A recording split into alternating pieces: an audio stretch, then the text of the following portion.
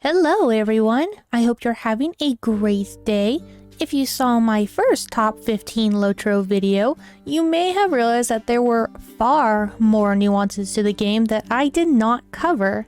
Because of this, I'm going to make a few more videos covering some of these missed items. Now, if I missed any at the very end, please let me know in the comments, and while you're there, feel free to like and subscribe for more videos like this. Let's get started with top 10 more things new LOTRO players should know.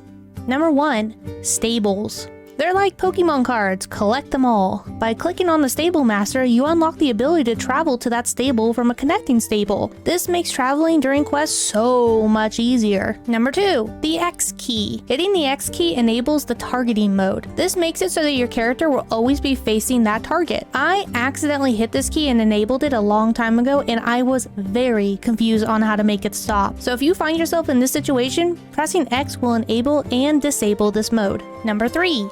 Deeds. Deeds are awesome for a number of reasons, but the biggest, in my opinion, is during the very beginning of your journey. Completing deeds give you LOTRO points that can be spent on the LOTRO store. What is so great about this? You can buy the riding skill with these points, unlocking your ability to travel by mount. Number 4. Gray threat levels. So this is just kind of a fun thing. When you get to a certain level, the lower level creatures just don't care about you anymore, meaning you can go into their nest and they won't even know you're there. Number 5. Falling. Eating yourself off of cliffs is fun, but be careful. The higher up, the longer your ankle injury will last. Fall too high and you will die, whether or not you're on a mount. Also, if you're on a mount, eat yourself off a cliff, gain the injury, and then get off the mount, you yourself will still have the injury, even though it technically would have been the mount's. Number 6. Water. Along with falling, mounts do not like water. Any water death past their knees and they disappear, so be careful when crossing streams, lakes, puddles, etc. when evading enemies. Number 7. The traits panel. I wish I had known about this early on. Press J to open this panel and you will find 3 sections: class traits,